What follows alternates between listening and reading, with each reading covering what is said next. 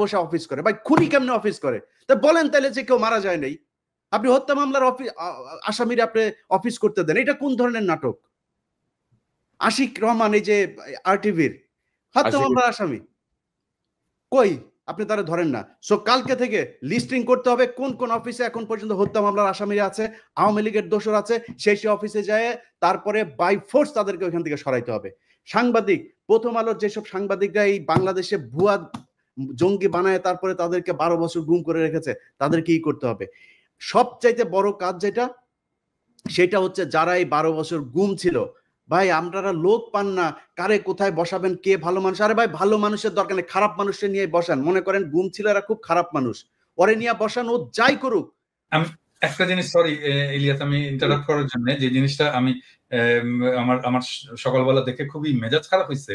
নাসিরউদ্দিন পাটোয়ারি জাতীয় নাগরিক পার্টির একজন খুবই গুরুত্বপূর্ণ নেতা, সে আজকে একটা স্ট্যাটাস দিচ্ছে, মানে আমার দেখছেন, কেউ দেখছেন এটা স্ট্যাটাস? ইলিয়াস দেখছো? আমি খেয়াল করি নাই। সেই স্ট্যাটাসে সে বলতেছে জিয়াউর রহমান লুটেরা। মানে কি ধৃষ্টতা! মানে এই ছেলের তো রাজনীতি করার কোনো অধিকারই নাই, রাইটই নাই, কোনো রাজনীতি করার বিন্দু মাত্র তার পলিটিক্যাল ট্রেনিং নাই। মানে সে জিয়াউর রহমান ক্যারেক্টারকেও বোঝেনি, জিয়াউর রহমানের রাজনীতিকেও বোঝেনি, জিয়াউর রহমানের কন্ট্রিবিউশনকেও বোঝেনি, এবং জিয়াউর রহমান বাংলাদেশের জন্য কি সেটাও বোঝেনি। সে বলে দিল লুটেরা। এত বড় ধৃষ্টতা! আশ্চর্য ব্যাপার। মানে একটা রাজনীতিতে, মানে আমি বলবো যে এই সময়টা, এই যে ওয়াকারের এই ইস্যুটা নিয়ে একটা কিন্তু মোরাললেস জাতীয় ঐক্যের একটা অবস্থা সৃষ্টি হয়েছে। কারণ তারপরে বিএনপির মিডিয়া সেলের পোস্টগুলো দেখেন, পোস্টগুলো আমরা যদি দেখি তাহলে দেখবো সে সালাউদ্দিন সাহেবের 5ই ফেব্রুয়ারির একটা মন্তব্য দিচ্ছে যে আমরা আওয়ামী লীগের বিচার চাই, আওয়ামী লীগের বিচারের মাধ্যমে, হ্যাঁ। তারপরে যতগুলো মিডিয়া সেলের পোস্ট সব প্রো পিপল, আমরা যা চাই সেইখানে। আর সেইখানে নাসির পাটোয়ারি যে জিয়াউর রহমানকে লুটেরা বল। আরে বেটা কি বলবো, 2 দিনের পোলা। যখন রাজনীতি মানে কি আসলে এটাই বোঝেনি। রাজনীতি মানে তো ফ্রেন্ডশিপ তৈরি করা, বন্ধুত্ব তৈরি করা। তুমি বন্ধু বানাবা, তুমি যতজনকে পারবা বন্ধু বানাবা, তোমার স্ফিয়ার অফ ইনফ্লুয়েন্স বানাবা। এখন আমরা বলবো যে বিএনপি, আমরা যেটা চাই সে জায়গায় বিএনপি আসছে, স্বাগতম, আসেন আমরা একসাথে কাজ করি। এই আওয়ামী লীগকে আপনারাও চান না, আমরাও চান না। আপনি চান বিচার, আমাদের হয়তো সামান্য কিছু আছে, তফাৎ আছে কিন্তু আসেন আমরা বসে আমরা একসাথে কাজ করি। এবং এই সময়টা আসলে আমাদের তৈরি করা উচিত যে আমরা যতগুলো রাজনৈতিক দল আছে, আমাদের যত মত আছে, অ্যান্টি ফ্যাসিস্ট মত আছে, তাদের একসাথে বসার একটা বাস্তব শর্ত তৈরি হয়েছে। আসেন আমরা একসাথে বসি, ডায়ালগ করি, আওয়ামী লীগ প্রশ্নে আমরা একসাথে একটা সিদ্ধান্ত নিই। এবং আমার মনে হয় আমরা বাকি সবাই ইনক্লুডিং বিএনপি আওয়ামী লীগ নিয়ে এখন একটা সিদ্ধান্ত নেওয়ার মতো অবস্থায় আমরা চলে আসছি, এবং দ্যাটস ওয়ান্ডারফুল। আজকে দেখেন 27 নম্বরে হয়েছে, এই যে আওয়ামী লীগ মিছিল করছে এই করে, হ্যাঁ, ঠেকাইছে কারা জানেন? ছাত্র দলের ছেলেরা ঠেকাইছে। আমার তো ছাত্র দলের ছেলেদের এখন স্যালুট দিয়ে বলতে হচ্ছে যে আয় বাবা বুকে আয়, হ্যাঁ, এইটাই তো চাই আমরা, তো এই ছাত্র দল চাই, আমরা তো এই বিএনপি চাই, হ্যাঁ। সো এখন তৈরি হয়েছে একটা অভূতপূর্ব একটা জাতীয় ঐক্যের প্রেক্ষাপট, যেই জাতীয় ঐক্যের উপরে দাঁড়ায় আমরা পরবর্তী জায়গায় যাইতে পারি। আর নাসিরউদ্দিন পাটোয়ারি এখানে বলে দিল। আমার মনে হয় নাসিরউদ্দিন পাটোয়ারির শুধু, আমি জানি না কি অবস্থা, ওর ক্ষমা চাওয়া উচিত, জাতির কাছে ক্ষমা চাওয়া উচিত জিয়াউর রহমান সম্পর্কে ধৃষ্টতাপূর্ণ মন্তব্য করার জন্য। এবং আমি এটা খুবই পার্সোনালি নিছি। ইউ অল নো যে আমি ব্যক্তিগতভাবে, শুধু পলিটিক্যালি না, ব্যক্তিগতভাবেও আমি জিয়াউর রহমান চরিত্রটাকে অ্যাজ পলিটিক্যাল লিডার, বাংলাদেশের একজন আইকন হিসেবে আমি কতটুকু রেসপেক্ট করি। এবং এই জায়গায় আমি জানি না নতুন জেনারেশনের কথা, আমাদের জেনারেশন থেকে কোনোদিন মেনে নেবে না, কোনোদিন না, নেভার এভার। এইটা যদি ছাত্ররা না জানে, নতুন দলের লোকেরা যদি না জানে, তাহলে রাজনীতি না করাই।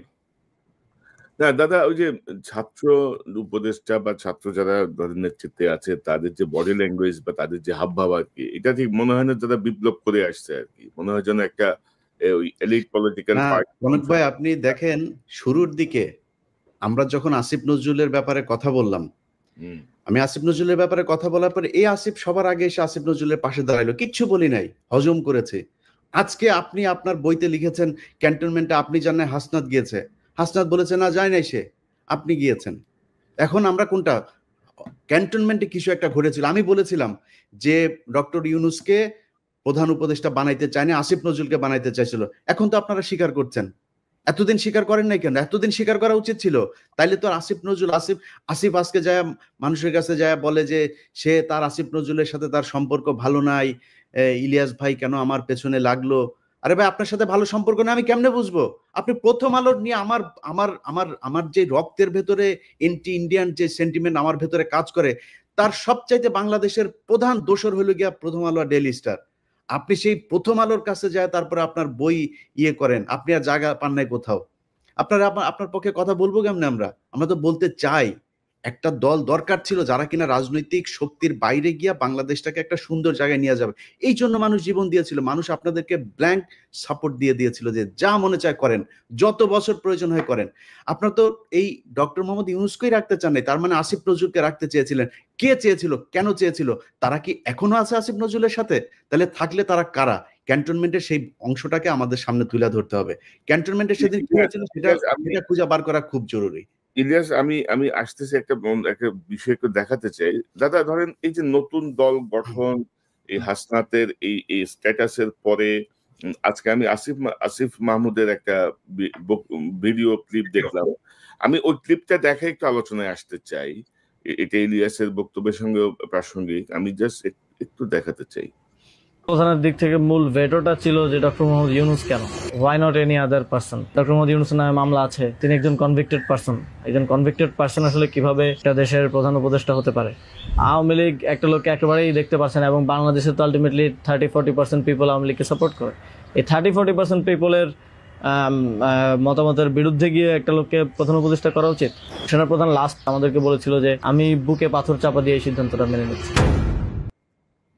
তো এই যে বক্তব্যটা না, মানে এখন কিন্তু ধারাবাহিকভাবে এগুলো আসছে, কিন্তু আসিফ মাহমুদ যখন এতদিন এগুলো বলে নাই, এবং আমরা জানতাম যে জেনারেল ওয়াকার ইউনূস সাহেবকে চায় নাই, জেনারেল ওয়াকার চাইছিল ইউনূস সাহেব কনভিক্টেড, জেনারেল ওয়াকারের পছন্দ সম্ভবত আসিফ নজরুল বা অন্য কেউ ছিল। তো এই মুহূর্তে ধরেন হাসনাতের স্ট্যাটাস, এই আসিফ মাহমুদের এই বক্তব্য বা সবকিছু মিলিয়ে নতুন যে রাজনৈতিক মেরুকরণ বা সমীকরণ কি হতে যাচ্ছে আপনি কি মনে করেন? বা পরিস্থিতি যা দেখছি ওয়াকার সাহেবকে হয়তো সরে যেতে হবে এমন একটা পরিস্থিতি, কিন্তু তো পিনাকিদা আপনি কি মনে করতেছেন? সব একসাথে আসতেছে কিন্তু না, আমি এইখানে এখন আমি আসলে একটু কনক্লুসিভ জায়গায় যেতে চাই যে এখন আসলে কি করা উচিত। মানে আমাকে অনেকে বলে যে দাদা কোন দিকে যাচ্ছে দেশ, কি হবে না হবে। আমি বলি যে দেখেন দেশের অবস্থা এমন ভোলাটাইল, প্রত্যেক মুহূর্তে প্রত্যেক দিন চেঞ্জ হচ্ছে। এখানে কিছু প্রেডিক্ট করা যায় না, এখানে আপনাকে নেভিগেট করতে হবে। এখানে প্রেডিক্ট করতে পারবেন না, নেভিগেট করতে হবে। সো নেভিগেট কে করবে? নেভিগেট করার যারা অ্যাক্টর আছে তারাই নেভিগেট করবে। রাজনৈতিক দলগুলো করবে, সোশ্যাল ইনফ্লুয়েন্সাররা করবে, রাজনীতির অ্যাক্টিভিস্টরা করবে, সরকার করবে, এই ব্যুরোক্রেসি করবে, এরা মিলে সবাই নেভিগেট করবে। সো এই নেভিগেশনে আসলে কে জিতবে এই এই ইয়েতে? এই প্রশ্নটা চলে আসে যে এইটাতে কি আর্মি জিতবে, এটাতে কি ব্যুরোক্রেসি জিতবে, এটাতে কি ইন্ডিয়া জিতবে? এখানে উত্তর ভেরি সিম্পল। এখানে জনতা যার পক্ষে থাকবে, যাদের পক্ষে থাকবে তারাই জিতবে। হ্যাঁ, আর জনতা তাদেরই পক্ষে থাকবে যারা ন্যায় এবং ইনসাফের পক্ষে থাকবে। তাহলে এখানে প্রশ্নটা হচ্ছে যে ন্যায় এবং ইনসাফের পক্ষে কারা আছে। আমি এইখানে বিনয়ের সাথে প্রফেসর ইউনূসের এই ম্যানেজমেন্ট স্টাইলটার একটু সমালোচনা করতে চাই। যেমন ধরেন প্রফেসর ইউনূসের তো আর্মি চিফকে ডেকে জিজ্ঞেস করা উচিত ছিল যে আচ্ছা আপনি যে বিক্রম মিশ্রের সাথে দেখা করলেন, আপনি কার পারমিশনে দেখা করলেন ভাই? হ্যাঁ, আপনি আমার পারমিশন নিছিলেন? আমি তো defence minister, de facto defence minister, আপনি তো ডিফেন্স মিনিস্ট্রির পারমিশন নেবেন বিক্রম মিশ্রের সাথে দেখা করার জন্য। আমি জানি না এটা প্রফেসর ইউনূস করছেন কিনা, আমার বিশ্বাস এটা উনি করেননি।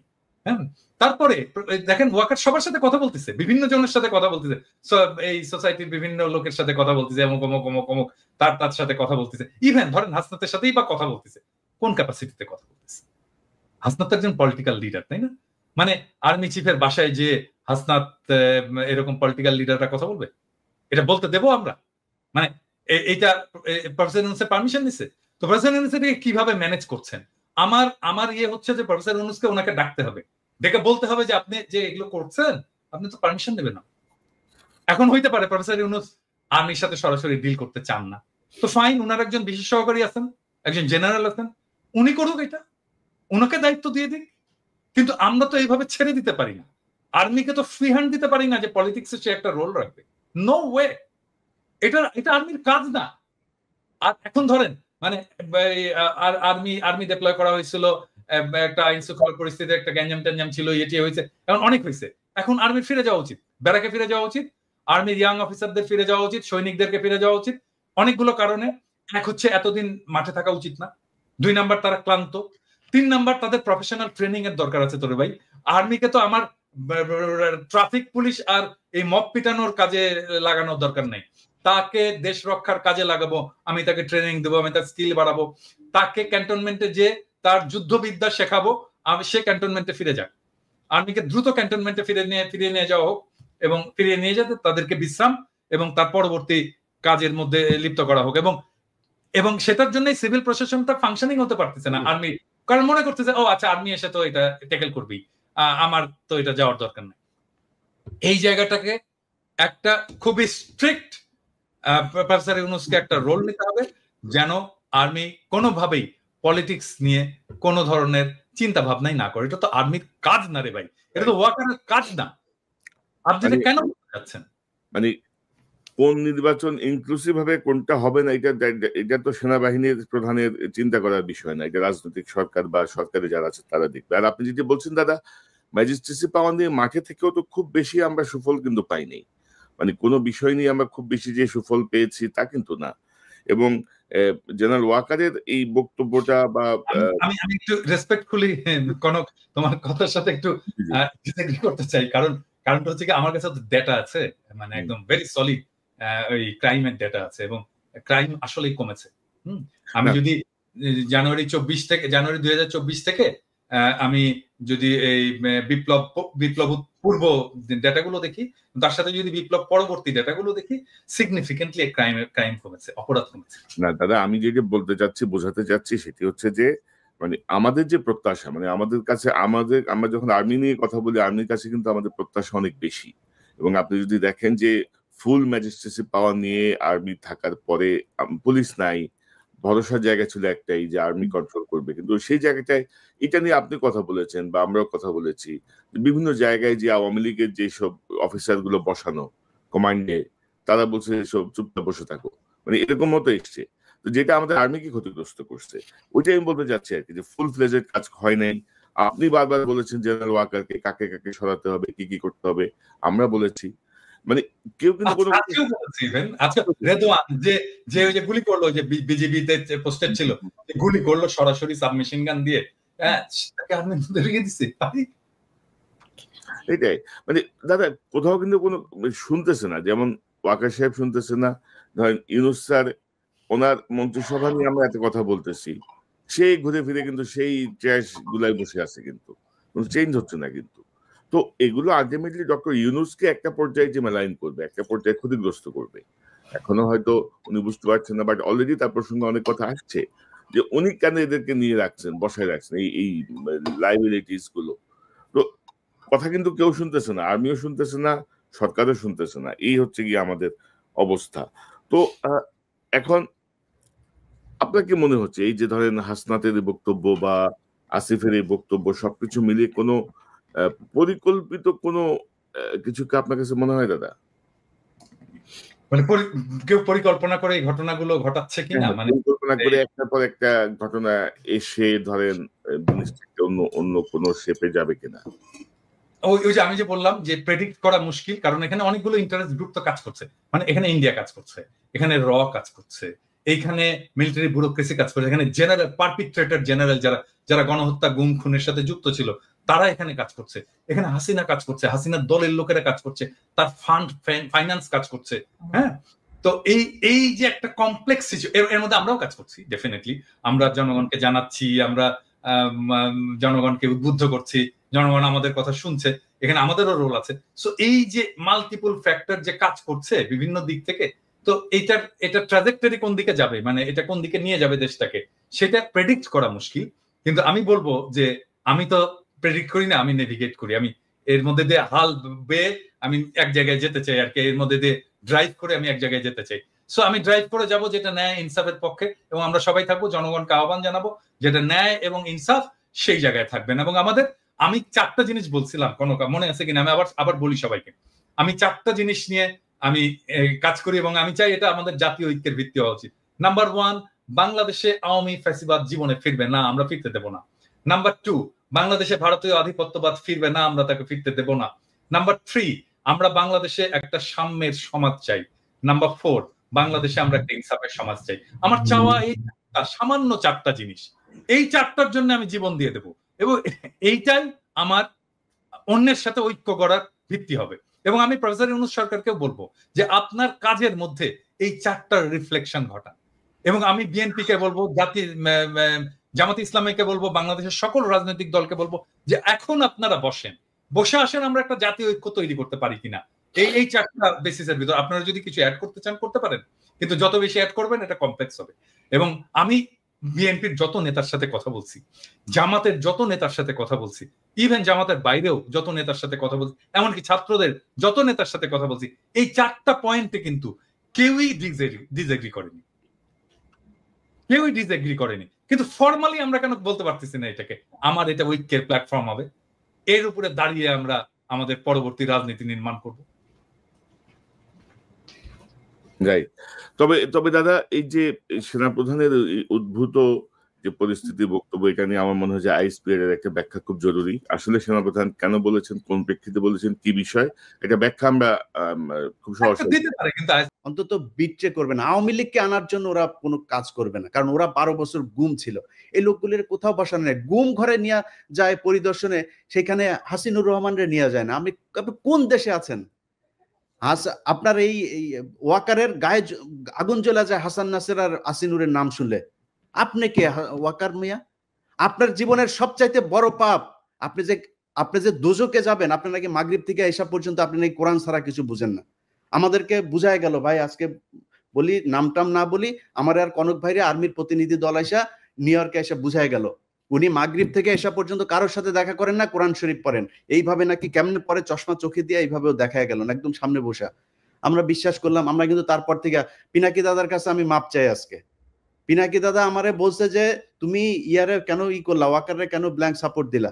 আমাকে দাদা করেন, দেখেন বিডিআর এর এটা নিয়ে ভালো একটা রেজাল্ট আসবে। ফারাবির এখন পর্যন্ত ছাড়ে নাই। আমারে বললো ইলিয়াস আপনি কি চান? আমি বললাম আমি চাই বাংলাদেশের আলেমগুলো, যেই আলেমরা, যেই ছাত্রদল, ছাত্র শিবির, যেই লোকগুলোকে শেখ হাসিনা 12 বছর জেলে পাঠিয়েছিল, তাদের সবাই ছাড়বেন। ফারাবির নাম ধরে বলেছে, ফারাবির এখন পর্যন্ত ছাড়ে নাই। তো পিনাকিদার কথা সেদিন না শুনে আমার ভুল ছিল, আজকে বুঝতে পারলাম। এই জন্য পিনাকিদার কাছে সরি বল। অতএব এই জায়গাগুলো ঠিক করতে হবে। আমরা কারোর আর বিশ্বাস করি না, আবার ফের সেই জায়গায় আসতে হবে। যারা আছেন কালকে থেকে লিস্টিং করতে হবে, লিস্টিং করে তারপরে ঠিক করতে হবে কোথায় কোথায় কোন কোন অফিসে আওয়ামী লীগের দালাল আছে। দল নিষিদ্ধের আগে এদেরকে আগে এখান থেকে সরাইতে হবে। নাইলে যারা এখন এই যে আওয়ামী লীগের লোকজন দেখেন, বিএনপির ভাই এবং জামাতের ভাইদের বলি, তারা এখন আপনাদের দলে যাওয়ার জন্য পারাপারি করে না, কালকে দেখবেন সবার আগে আপনারে ধরবে। অতএব জামাত, বিএনপি, কোনো দলের মধ্যে কোনো ভাগাভাগি নাই। আপনাদের ভেতরে রাজনৈতিক সমস্যা থাকবে, খুনোখুনি হবে, মারামারি হবে, সব হবে, এক জায়গায় এক হইতে হবে। সেটা হচ্ছে আওয়ামী লীগ বাংলাদেশে কোনোভাবে পুনর্বাসিত হইতে পারবে না। ব্যাস, এই জায়গায় আর কোনো কিছু নাই। সবাই প্রস্তুতি নেন, আবার বিপ্লব শুরু হবে ইনশাআল্লাহ। দাদা, আপনার কোনো মন্তব্য? আমার নামেও কিন্তু একটা মামলা শুধু খালাস হয়েছে, তাও এটা কিন্তু কেউ উদ্যোগ নেয়নি। কারণ আমার মামলার সাথে ছিল মুশফিকুল ফজল আনসারী আর ওই যে আশিক ছেলেটা তো খুব নামকরা অ্যাক্টিভিস্ট এবং খুব উদ্যমী ছেলে। ও নিজে এটা করছে, সেই জন্য ওর সাথে সাথে আমার মামলাটা খালাস হয়েছে। কিন্তু আমার অন্য মামলাগুলো কিন্তু কোনোটাই খালাস হয়নি, সবগুলোই আছে। আরে আমারও তো একই অবস্থা। আমার তো বোধহয় মামলা 4টা না 5টা, তার মধ্যে একটা গেছে রাষ্ট্রদ্রোহ, যেটা তারেক রহমান সাহেব 1 নম্বর আসামি। ওইটা তাও গিয়েছে, কারণ হচ্ছে 21 টিভির চেয়ারম্যান ওইটার আসামি ছিল, ওনারা যেহেতু কাজ করেছে, নাইলে হয়তো ওইটাও যাইতো না। আর বাকি ডিএসএ মানে ডিজিটাল সিকিউরিটি অ্যাক্টের মধ্যে আরো 3-4টা আছে, আমরা জানিও না, মানে কারো কোনো খোঁজ খবরও নাই রে দাদা। আমরা তো মানে কি বলবো আর কি। তো দেখা যাক, নতুন মেরুকরণ একটা শুরু হয়েছে মনে হচ্ছে। এই ভালো হইলে ভালো, না হইলে তো সব সোজা হয়ে যাবে। তো দেখা যাক কি দাঁড়ায়। পিনাকি ভট্টাচার্য, আপনাকে ধন্যবাদ, অসংখ্য ধন্যবাদ। ইলিয়াস হোসেন, আপনাকে ধন্যবাদ। নিশ্চয়ই আমরা পর্যবেক্ষণে রাখি সামনের পরিস্থিতি কোন দিকে যায়, সে অনুযায়ী নিশ্চয়ই আমরা আমাদের আলোচনা বা বিশ্লেষণ করে ধরব। ভাই একটা কথা বলতে চাই, এক লাইন, পিঠের চামড়া একটারও থাকবে না। যারা মনে করেন না যে এরে না ওরে, ওরে না এরে, আপনি টাকা পয়সা কামায় মাহফুজ বলেন, নাহিদ বলেন, আসিফ বলেন, আওয়ামী লীগ যদি নাকি কোনোভাবে পুনর্বাসিত করেন, পিঠের চামড়া একটারও থাকবে না। ছাত্রদল ছাত্র শিবিরের সাথে অলরেডি তো গ্যাঞ্জাম শুরুই হয়েছে, সামনে ছাত্রলীগের আইনা, তারপরে ত্রিমুখী পিটানি খাবেন। টাকা পয়সা নিয়ে সারা জীবন ওই যে মইনিউ আর ফখরুদ্দিনের মতো যায় সারা জীবন এক জায়গায় বসে থাকতে পারবেন। আমি আচ্ছা, আমি ইলিয়াস, পিনাকি কনক সারোয়ার, আমরা কিন্তু বাইরে থাকলেও মানুষ ডাকে, ভাই আসেন দেশে, আসেন না কেন? আমরা এখন দেশে যাইতে পারি, এটা সমস্যা নেই। আসিফ নজরুলের বাপের ক্ষমতা নাই, দেশে গেলে আমার মামলায় আমার আটক করে নিয়ে যাবে। কিন্তু আপনাদের জীবনে কিন্তু যাইতেও দিবেন, কেউই যাইতে দিবেন, কেউই ডাকবে না আপনারে। সো সাবধান, আচ্ছা, পিঠের চামড়া একটারও থাকবে না, সবাই সাবধান থাকেন। ইলিয়াস তোমাদের সাথে দেখা টাকা করতে আসলো তো আমার সাথে আসে না কেন দেখা করতে? ও বললো না কেন যে দাদার সাথে কথা বলেন না কেন? কি ডরায় আচ্ছা, নাকি? আমার এখানে আসার দাদা এই হ্যাঁ, জিনিসগুলো আমাদের তাদের সাথে আমরা প্রমিস করেছি যে আমরা আপনাদের এই বিষয়গুলো, এই আপনার নামটাম কারা কাদের সাথে কি মিটিং হয়েছে এগুলো নিয়ে আলোচনা করব আচ্ছা, না। ওটা আসলে কিন্তু দাদা, তারপরে বলি কারণটা কি। কারণটা হচ্ছে আমি যে বিডিআর এর কাজটা করছিলাম, এই বিডিআর এর এই বিষয়টা নিয়েই তাদের যুক্তি দেখেন, সেনাবাহিনীর যুক্তি শোনেন। যুক্তি হচ্ছে কনক সারোয়ার, ইলিয়াস হোসাইন, পিনাকি ভট্টাচার্য, আপনাদের এই দেশের অসামান্য অবদান, আপনাদেরকে যথাযোগ্য সম্মাননা দিয়ে দেশে আনা হবে, আপনারা আপনাদের সম্মান দেওয়া উচিত আমাদের। আচ্ছা, এখন কি করতে হবে? সেনাবাহিনী নিয়ে ই করা যাবে না, বিডিআর নিয়ে ই করা যাবে না। বিডিআর নিয়ে কি হয়েছে? বিডিআর নিয়ে করলে নাকি এটা নাকি সেনাবাহিনীর সুনাম ক্ষুণ্ণ হবে, এক। 2 নাম্বার পয়েন্ট হচ্ছে এখানে অনেক মহিলা রেপ হয়েছে, এদের নাম প্রকাশ পেয়ে যাবে। কত লেম একটা যুক্তি, আপনি চিন্তা করেন, এটা হয়ে যাবে। তো আমি বলেছি যে আপনি আমরা এই পৃথিবীতে এখন পর্যন্ত, আমি তো সাংবাদিকতায় যতটুকু আমার প্রশিক্ষণ নেওয়া হয়েছে, আমি তো কোথাও শুনি নাই যে কোনো রেপ হওয়া কোনো নারীর নাম কোনো গণমাধ্যম প্রকাশ করতে পারে, আনলেস শি ইজ ডেথ। মারা যাওয়ার পরে আপনি তার নাম প্রকাশ করা যাবে, কিন্তু মারা যাওয়ার আগ পর্যন্ত আমরা তার নাম, ছবি কোনো কিছুই প্রকাশ করি না। তা আমরা বলবো কেন? এটা গোপন একটা তদন্ত হবে, কারা কারা করেছে। যেই যে বিডিআর এর সৈনিকরা ধর্ষণ করেছে তাদের ফাঁসি দিয়ে দিবেন, যারা ছাড়া পেয়েছে তাদেরকেও ধরবেন, যারা সাক্ষীদের ভেতরে অনেকে ক্রিমিনাল আছে তাদেরকে ধরবেন, ধরে নিয়ে তাদের ফাঁসি দিবেন। আমি তো না করি না, আমি বিচার চাই, বরং আপনাদের চাইতে বেশি বিচার চাই আমি। সো আপনারা করেন এই যুক্তিতে বিডিআর এর নিয়ে কাজ করতে না। তো আমি বিডিআর এর প্রোগ্রামটা করেছি অনেক সেন্সর করে দাদা, এইটারে নিয়ে যদি আসল কথা যদি বের করা যায়, তাহলে সেনাবাহিনী যারা মারা গিয়েছে তাদের মধ্যে অনেকের পোলাপানের মান সম্মান নিয়ে রাস্তায় বার হইতে পারবে না। যাদেরকে আমরা শহীদ বলি এদের মধ্যেও 2-4 জন আছে যাদের পোলাপান রাস্তাঘাটে বের হইতে পারবে না মান সম্মান নিয়ে। সব দোষ বিডিআর এর এখানে দিয়া, এবং ওই যে এটা শুনি নাই দেখেই কিন্তু তার পরের দিনই কিন্তু ওই সেনাপ্রধান বলেছে ফুল স্টপ। আমাদের ওই মিটিং এর পরের দিনই কিন্তু ফুল স্টপ। 24 তারিখের ঘটনা তাইলে। হ্যাঁ, মিটিং এর পরের দিনই ফুল স্টপ। মানে আমি একটা বিষয় বলি যে দাদা দেখেন যে বিডিআর বা সেনাবাহিনীর সম্মান, এই যে নতুন যে কমিশনের যে ল, সেই ল অনুযায়ী হাসিনা যে বিচার করে গেছে সেই বিচারে কিন্তু কমিশন হাত দিতে পারবে না। ওই বিচার কিন্তু বহাল, কিন্তু ওই আইন বহাল, ওই বিচার বহাল, তদন্ত বহাল, সবই বহাল। ওইটা একটা চ্যাপ্টার, কমিশনের হচ্ছে সেকেন্ড চ্যাপ্টার। কমিশন কিন্তু এটা ইন্টারফেয়ার করতে পারবে না। তো এখানে তো বোঝা যায় যে বিডিআর এর জায়গাটা রিয়েলি উন্মোচন হোক, এটা বর্তমান সময়ের অনেকে চাচ্ছে না। তো আমার মনে হয় যে আমরা আজকে আর বড় না করি, এখানে একটা সেন্টেন্স একটু বলতে চাই, একটা সেন্টেন্স বাংলাদেশের সমস্ত রাজনৈতিক দলগুলোকে, যে ভাই উত্তর পাড়ার সাথে ঘুটু করা বন্ধ করেন, ওখানে যাওয়া বন্ধ করেন। আপনারা যদি যান, কে কে যাচ্ছেন ধরবো একটা করে, আর একেবারে কচ্ছপের কামড় দিয়ে কিন্তু ধরবো। উত্তর পাড়ার সাথে পলিটিক্যাল পার্টির কোনো ধরনের কোনো আলোচনা চলবে না আজকে থেকে। এবং এটা নিয়ে তত্ত্বাবধায়ক সরকারেরও এটা একটা উদ্যোগ নেওয়া উচিত, যেন এইখানে এইটাই শুরু করে। একবার হলো এই এমবেসি গুলোতে যে ধর্ণা দেওয়া, আবার শুরু হয়েছে উত্তর পাড়াতে যে ধর্ণা। জনগণের কাছে যাও রে ভাই, জনগণের কাছে যাও, ওইটাই রাজনীতি। ওর জন্যই রাজনীতি করো, উত্তর পাড়ার জন্যও করো না, আর এমবেসির জন্য। একটা জিনিস দাদা, সেটা হচ্ছে যে আমরা এই আলোচনায় হয়তো সেনাবাহিনীর কষ্ট হইতে পারে যে আমরা সেনাবাহিনীর বিরুদ্ধে, আমরা সেনাবাহিনীকে এই দেশের রক্ষক মনে করি। আমরা তাদেরকে তাদের সম্মানের জায়গায় দেখতে চাই। সেনাবাহিনীর মিডল, তারপরে জুনিয়র যারা যারা আছে, তারা প্রচন্ড দেশপ্রেমিক।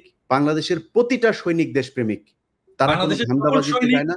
জুনিয়র অফিসার তারা আমাদের ভাই, তাদের বিরুদ্ধে আমাদের কোনো অভিযোগ নেই। এবং আপনাদের কাছে আমাদের অনুরোধ থাকবে যে কোনো পরিস্থিতিতে এই আওয়ামী লীগের রেখে যাওয়া জেনারেলরা যদি নাকি কোনো ধরনের কিছু করার চেষ্টা করে, আপনারা রুখে দাঁড়াবেন। আপনাদের সাথে আমরা আছি, বাংলাদেশের মানুষ আপনাদের সাথে আছে। অবশ্যই। জি, আপনাদের দুজনকে অসংখ্য ধন্যবাদ।